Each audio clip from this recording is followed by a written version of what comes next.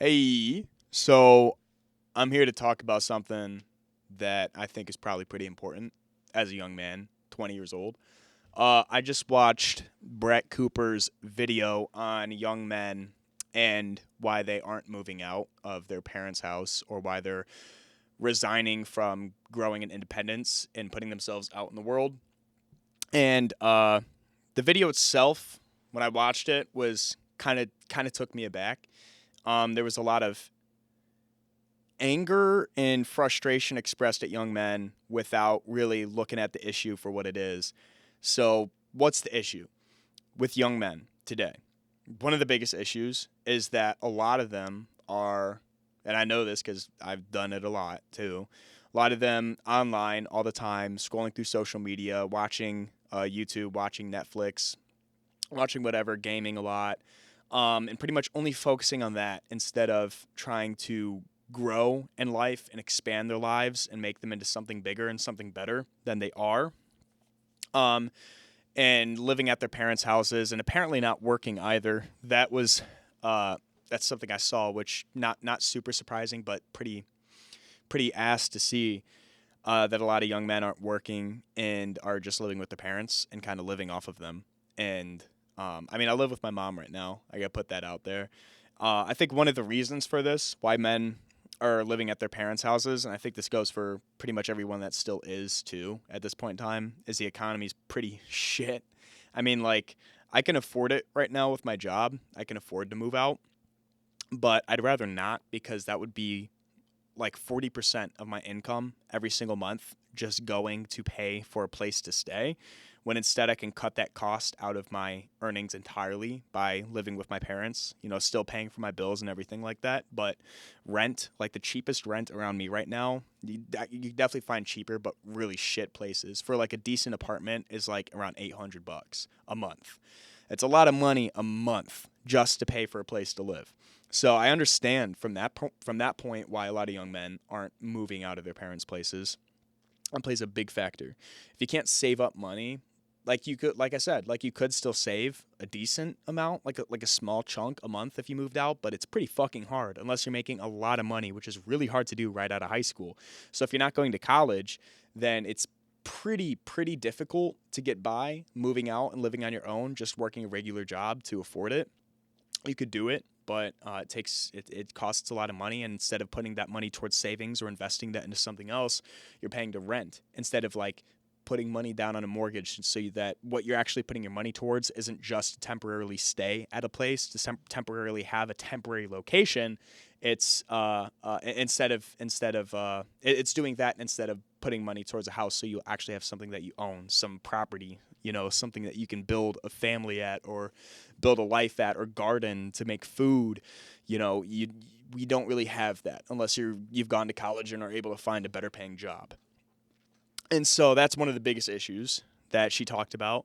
One of that too was pull up a study that she brought up in the video, was that young men aren't dating either. And I'm not dating right now either, but let me just read this real quick. So, new Pew Research Center data has found that nowadays 63% of men under 30 are electively single, up from 51% in 2019. And experts blame erotic alone time online as a major culprit, so porn and OnlyFans and everything.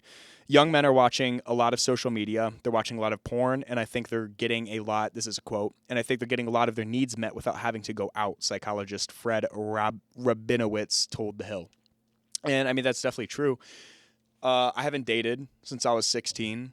A lot of that's come from uh, commitment difficulties that have came out of my parents' divorce. It's kind of hard to get over that, but I don't want to whine and bitch about that. I do want a girlfriend. I'm looking, but it's hard to find somebody, especially nowadays. I think that's one thing she completely missed the mark on. Brett did in her video completely missed the mark on, which is if you're spending a lot of time online, which a lot of young men are doing as they're retreating away from society because it's growing more and more toxic and frustrated and angry and fuming towards them. A lot of young men are withdrawing away. One of the things that comes from that is a lot of porn consumption. So you're watching a lot of porn, you're getting on OnlyFans a lot, you're spending time doing that instead of going out and trying to find your girlfriend, somebody to build a life with. But also one of the biggest effects of this is, sadly, as our culture continues to grow and as America continues to progress in its age, a lot of people are degenerating. A lot of people. And it's horrible, horrible to see. It's like you're talking to so many people nowadays, women, men alike. You're talking to them, and when you're talking to them, you're like looking in their eyes and hearing the sentences that they say. But half of the things that they say, when you're looking into their eyes, it seems like they're not even real, that they're not even there, that they're not even living creatures. It's fucking weird. It's so weird. And I think one of the biggest reasons for that is people spend so much time online. So much time online. And people spend so much time on social media trying to blow up, or trying to blow up on TikTok, trying to blow up on whatever it is that they're doing, that they spend so much time online, that being the sole focus of their life, that they degenerate, they lose their sense of self, their individuality, and they become this coalition of hundreds and hundreds of different people's beliefs online that they digest and consume every single day. And so I think a lot of young men in particular, because I mean, I don't quite know exactly the reason for it. I mean, young men, like, we want to build things. We want to create things. We want to create a better world tomorrow than it was yesterday. I mean, women want to do that too, but I think it's a lot more instinctual with men. And so when we see the world around us degenerating, it degenerates us as well. It discourages us, and it makes us want to completely retreat away from everything and watch it burn. I think that's one thing that's caused a lot of men to retreat and not look for women today and not dating, because it's 6 in 10 men nowadays are electively single. So how much of that is based off of men just being like, ooh, I'm too scared to date, I don't want to meet a girl, or how much is that is men being like, I want to meet a girl, but when you look at the people in America today, a lot of them are fucked, just so sad, gross, lost. There's not a soul in them. It's horrible to see. It's so horrible to see. But you see that a lot. It's infected a lot of people, this sort of degenerating mindset that has turned them into these shells of humans that there's not a soul in sight of. And so I think that explains a lot of the lack of dating in young men today. And then when it comes with that, speaking from a man's perspective, when you're not dating, like, it's incredibly lonely. Yeah, it is. I would like a girlfriend, like I said, but it's hard to find somebody that's a genuinely impressive woman that you want to devote your time and energy towards, to protect and build something for, build a life for. It's hard to meet a woman like that. And so there's a lot of men that can't find that woman, then they get lonely, then they get sad, and then they get depressed.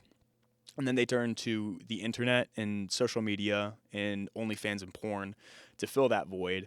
And then they become hooked on that like a drug, to replace this empty void inside of them. I know this because I've done it a lot too. I definitely have. Not going to shy away from that. Turn to that to fill that void, and then it creates this ever deepening cycle of loneliness and ostracization, like elective ostracization from society, retreat. This elective retreat from society, I should say, and it makes me sad.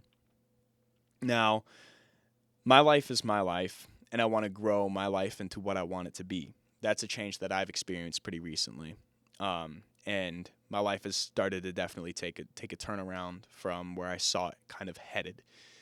And I think if there's any specific thing that I'd want to tell young men that are kind of stuck in this position, is to completely, like, here, before I get into that, let me read. I took a couple screenshots of some comments that I saw under Brett's video. So this one guy said, you can't fully blame them. You can't fully blame men. Society constantly pushes men down and tells them not to be masculine. So that's one thing too. Men, I think the language of toxic masculinity, like, I remember that it definitely started like well over 5 years ago, but it was particularly predominant and infectious around my junior year of high school. So be like, Jesus, that'd be like 3-4 years ago now. That's wild. I remember specifically I was in AP language and comp class, and we were talking about toxic masculinity for whatever reason. I don't quite remember. And the conversation came up, and classmates were talking, particularly the women, were talking about toxic masculinity and how it's killing men, and how it's, they can't cry, they can't show emotion, they can't be emotional around their friends or their girlfriends or whatever because of toxic masculinity, and it's bringing them down. And masculinity, in effect of that, is bad. Consequential to that is bad. You can say masculinity makes men unemotional, and that's bad for them. I think that's the wrong question, because I know I've had a pretty healthy experience with masculinity in my life. I mean, had a pretty rough relationship with my dad, which made things pretty confusing for a few years, but ended up refixing it back up again. But I think the conversation about toxic masculinity is misplaced. I think healthy masculinity, when you experience it, it's contentment within yourself. You find this strength in you from being a man, that you see issues in the world, you see issues with people around you, and instead of letting that defeat you, you see that, and it just ignites this spark in you, and you're like, man, I'd like to change that. I'd like to make that better. I'd like to fix that. I think that's an inherent part of being a man, is that urge to fix things that go awry. And so I think the toxic masculinity, when you're experiencing healthy masculinity, like I've cried a fuckload. I cry a lot. I haven't cried much recently because I haven't felt much of a need to. But anytime I watch a good movie that really moves me, I will bawl my eyes out, and I feel no shame. I've cried with my friends. I've cried with my family, with my mom, with my other male friends, I should say, male friends. I've cried with them, and my male friends have cried with me too. And there was never discussion about toxic masculinity, ever. It was just whenever we were there having conversations with each other, we got really present in the moment in the conversation that we were having with each other, and it ended up getting emotional, and there was nothing wrong with that. I've never actually seen in my life toxic masculinity really infecting and harming men. I've never seen that. But in my junior year, when that conversation came up about toxic masculinity in my language class, I remember distinctly at that time, I fully believed that it was a thing. I fully believed that it was harming men, that it was killing men. But it was because I was told by another person that it was an issue and that it was affecting men. And I stopped looking at my own individual experience with life, my own individual experience with the men around me. I stopped looking at that for information, for truth, for conclusions. And I took the word of these other people online, these other people in my class, as gospel. I took that for truth. I thought, oh, they must be correct, because they're talking about toxic masculinity, and for whatever reason, I bit the hook, pulled me in, fucked with me. It fucked with me.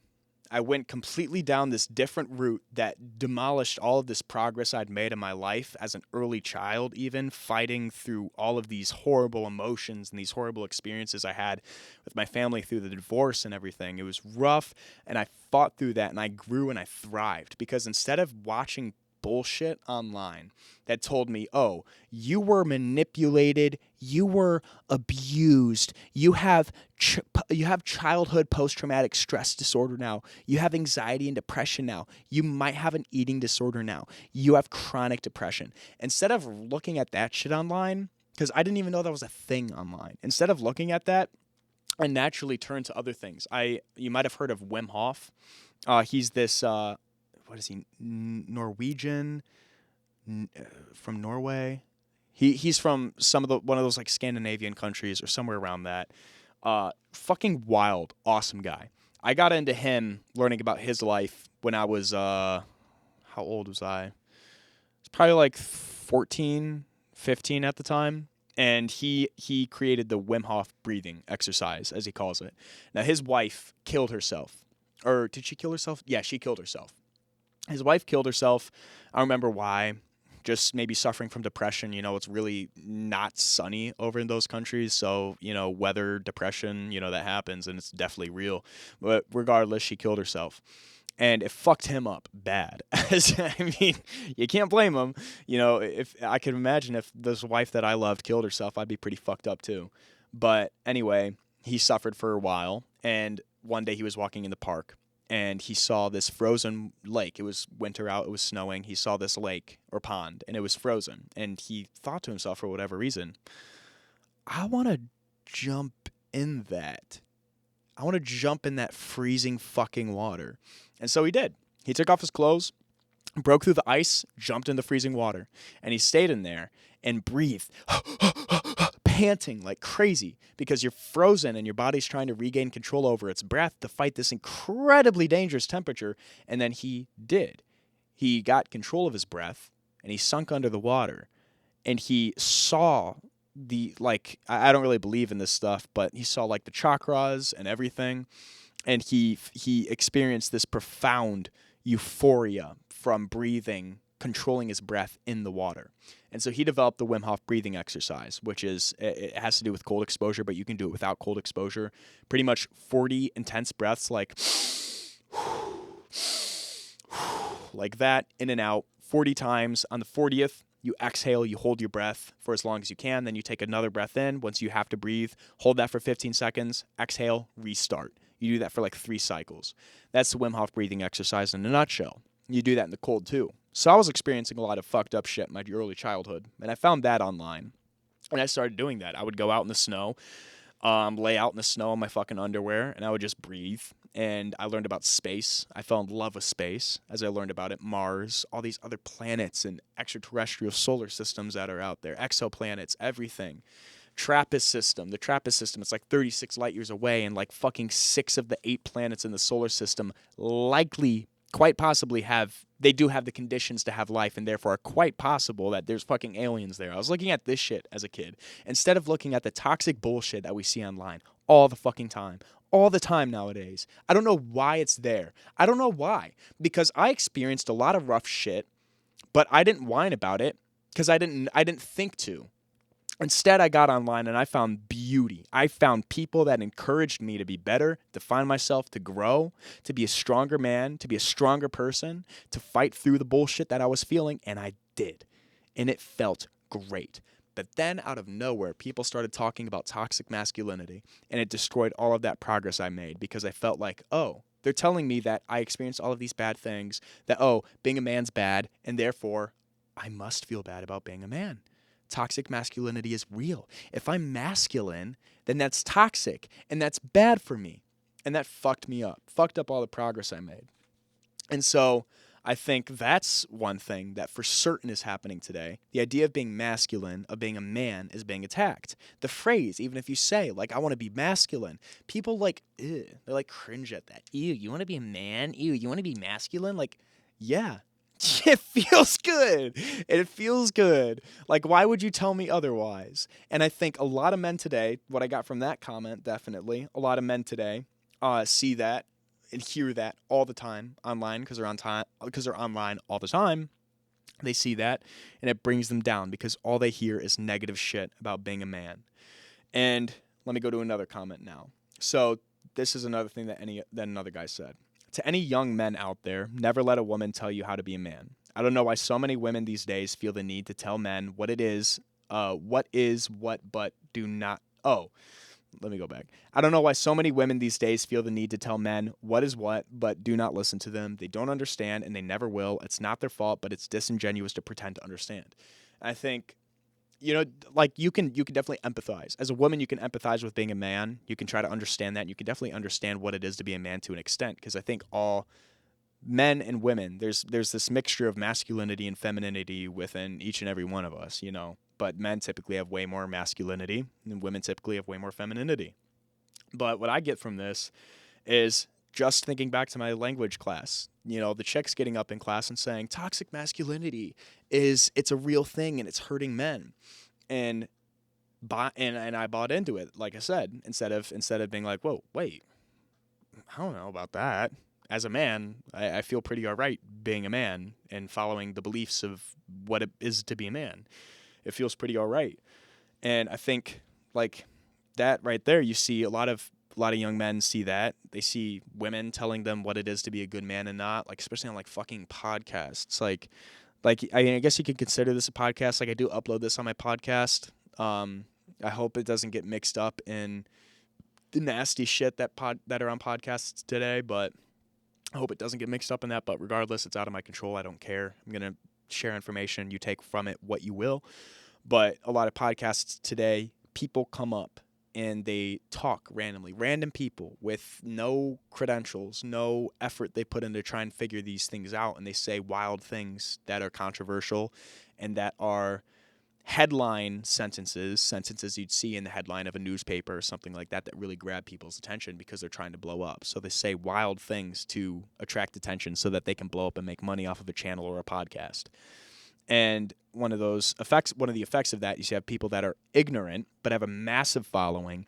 They speak on social issues, what it is to be a man. They speak on these things from a point of certainty. And people nowadays with mass media consumerism culture, we've forgotten that we can figure things out for ourselves, and we instead find truth in the words of others.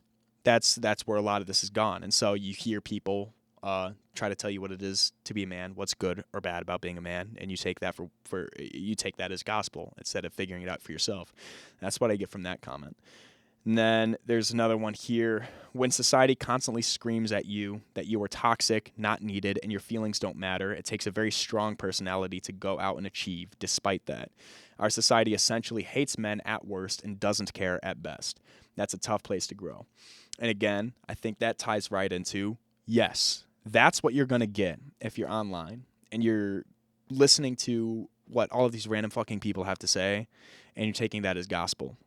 Or not even taking it as gospel. When you just see it all day, every day, even if you're like, man, fuck this shit, I'm going to get online and I'm going to look at it anyway, though. That fucks with you over and over and over. Because even if you actively disagree with what you're hearing, when you get on and you listen to it, then that's all your world becomes. All your world becomes is the things that you're seeing and feeling. Because what is life other than your senses mixing with your conscious individual mind? What more is life other than that? I don't think anything. I think that's pretty much how you'd explain life in a nutshell. It's the mixture of your senses, so your sight, your hearing, your taste, your touch, your smell. It's the mixture of that with your conscious individual thought. It's the mixture of that. That's what your life is. So things that you observe and take in through your life experiences, through observation, using your senses, that slowly starts to morph into your reality. So even if you disagree with the things that you're watching and seeing online, if you are constantly intaking that stuff, then that's what your world's going to become. And it's going to fuck with you. So like what this guy's saying sounds like it's really fucking with him. And I hate to see that, but that's what it is. He's getting fucked with because of the things that he's intaking online. And this is the last one here. So I appreciate Brett's intentions of encouraging young men to embrace life, but the challenge lies in the absence of sufficient incentives for them to make a change. Young men often face constant criticism and are made to feel inadequate in pretty much every aspect there is in life. It's not surprising that they may choose to disengage. Sometimes opting out of the game seems like the only way to win. And I think with that comment too, goes right back to what I just said. The constant criticism, the constant nastiness of the world. The only way you're going to see that is if you do get online and you do watch shit all day, every day, and then game in your free time to avoid those nasty feelings, but then repeating that cycle the next day. It's a destructive cycle, and it's going to fuck with you just as it fucked with me for a long time. And definitely true, you know what he says? The camera just died on me. This battery sucks. It's probably going to die again. I'm going to try to get this out. But what I was saying, if you're online and you're constantly seeing this stuff every day, all day, then the world's going to become nasty and you're going to want to disengage because what's the point in trying if the world's gone mad? Now that's, the question. That's the philosophical question there. If the world's gone mad, what's the point in trying? Why do you live at that point? Why do you try at that point? I think a lot of the nasty, the sort of disengaging, the I give up, the I'm just going to watch shit online, spend all my waking hours on social media, watch porn, game. If I'm just going to do that, then I think that is it's just way of offing yourself without having to pull the trigger. And I've been there. I have been there. It's not fun. It makes life nasty and dark. That's all it is. It's just nasty and dark, and you don't want to be there anymore. But you're still alive. You're still breathing. My camera just died again. I keep running into issues. I gotta make sure I have this shit figured out before I start recording next time. But what I was gonna say was, I just finished watching The Revenant last night, and if you haven't seen that movie yet, go watch it. It is incredible. It's an epic. The cinematography is fucking beautiful. The soundtrack, the story, it's an inspirational movie. It's a wild, wild movie. Go watch it. But this isn't much of a spoiler, but one thing that they said a few times throughout the movie, they kept returning to this like dream sort of monologue that would kind of play over. And pretty much it's just breathe. Breathe, keep breathing. If you're breathing, you can still fight. You can still fight. It's all about breathing. If you're breathing, you're alive. And I found that fucking incredible and incredibly important to today, to the shit that we're talking about, which for a lot of young men, if you're in the position where you've just resigned to life, to civilization, to society, where you say, okay, it's all gone to shit, there's no point in trying anymore, you can think like that. You can decide that it's all for naught, that it's already gone too far off the rails, or you can realize that you're still breathing, you're still alive, you're still you, this is still your life, and you can still interact with reality in whatever way that you want, so long as you're breathing, so long as you're alive. And that's why I think it's so profoundly important.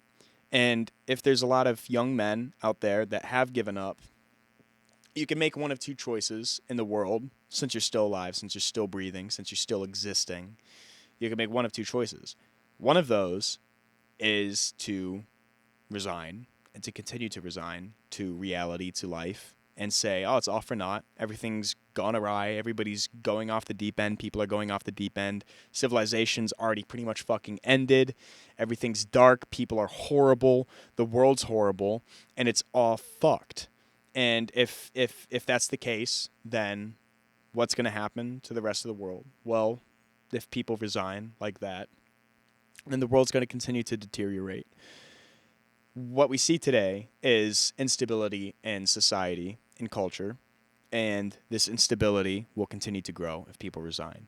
This instability will continue to grow to the point where the government stops functioning, the country stops functioning, industrialization stops functioning, infrastructure stops working, manufacturing stops happening, collapse happens economically and then infrastructurally. So no more food, no more water, no more clothing, no more medicine, no more technology, no more guns, no more ammo, no more hunting gear, no more anything being made by people and sold.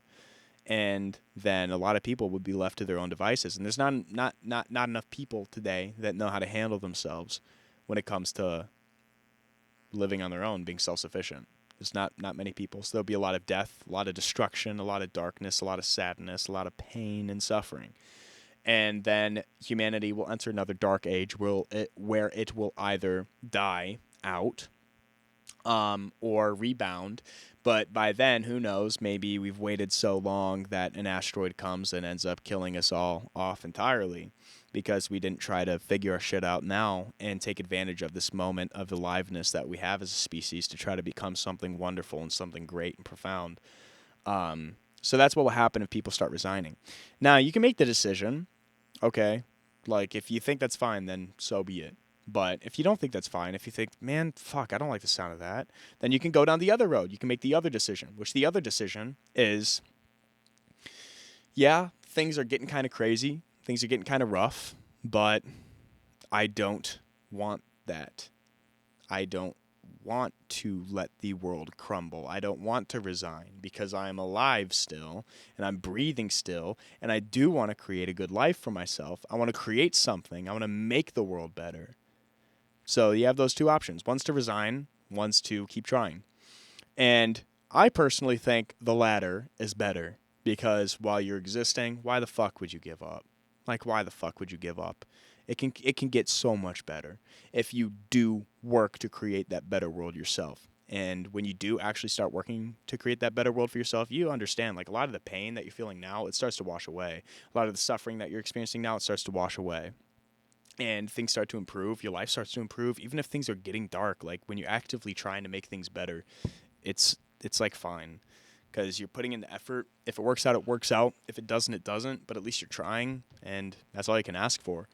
And I think one of the main things that you need to do if you are trying to create a better world is, number one, because I could throw a bunch of pretty words at you and tell you, do this, do that. You can make one of two choices. One's give up, one's to try and make a better world. But what does that actually mean? Like, how do you create a better world? How do you fight for something good? And I think, let's give you actually solid, grounded advice. That would be to delete social media and to get off the internet. It would be to stop gaming, to stop scrolling, to stop watching random shit all day, every day, to stop resigning to the internet, to stop resigning to consumerism, to stop giving into all of this shit. It would just be, the advice would be to say fuck it to all of that. Because every single time you do get on social media and you do start scrolling, or you do get online and you start reading and watching things, or not reading, but just watching things and consuming things. Every single time you do that, you're giving up a bit of your freedom to the people that you were consuming online. And it is kind of hypocritical for me to say this, being in the position that I am, talking and saying things to you and telling you what to do and what not to do. But again, I'd like to preface that with, these are my opinions. This is what I think we should do. This is what I think is good for men.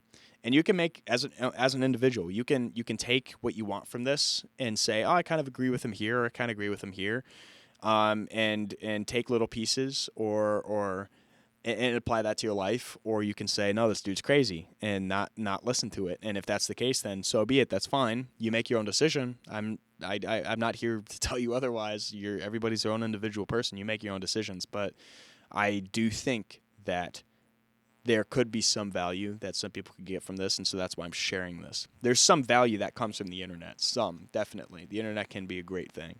But when you're mass consuming it, it's not. It's dark. It fucks with your world. It fucks with good and bad, and it turns everything dark when you really, really consume it.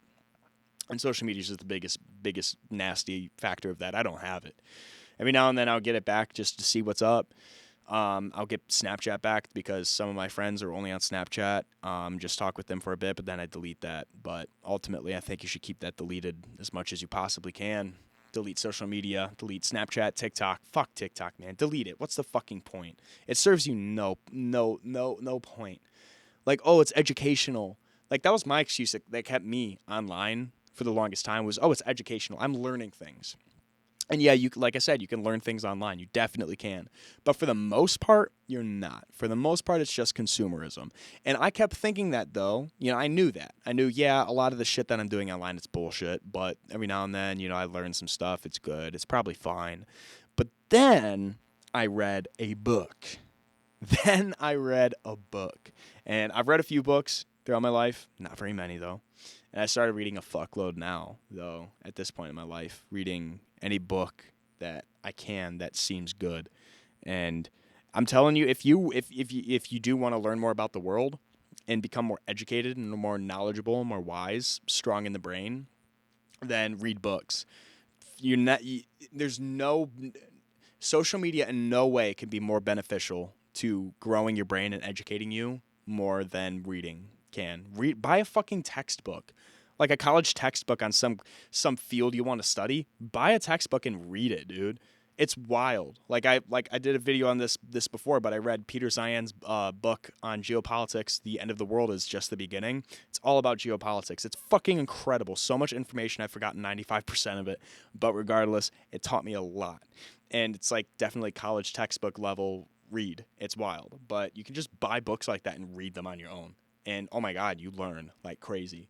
So if you're really trying to create a better world, if you don't want to fucking resign, then get off social media, delete that bullshit, stop getting online so much, buy yourself some books, start reading. Number one book I would recommend is The Fountainhead by Ayn Rand.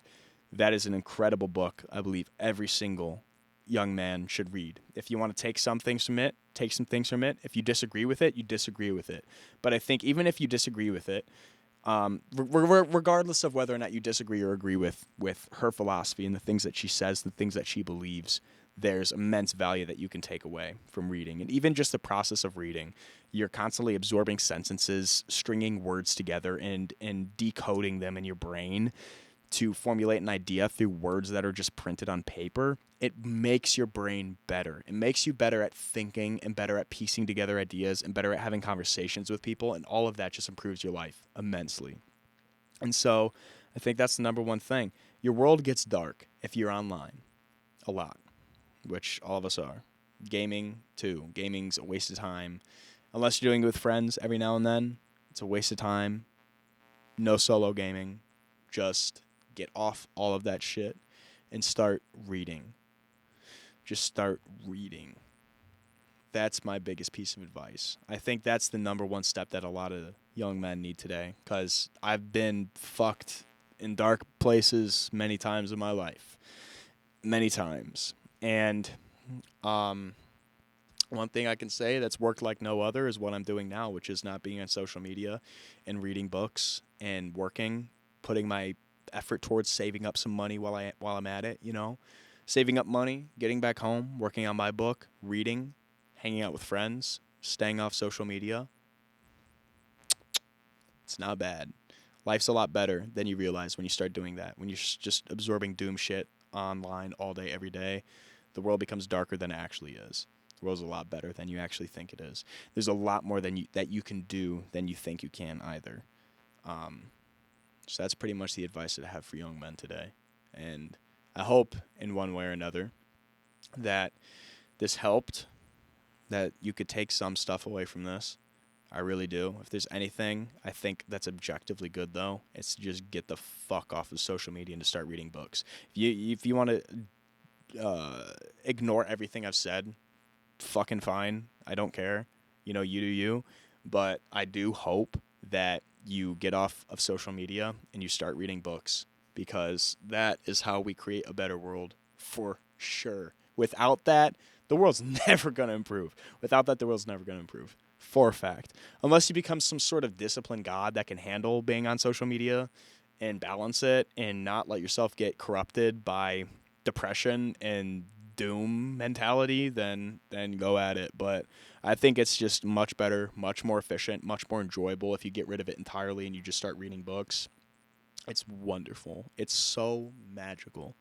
So that's that. Yeah, best of luck to you, my brothers. Best of luck. World's not bad. World's pretty all right. The world's what you make it.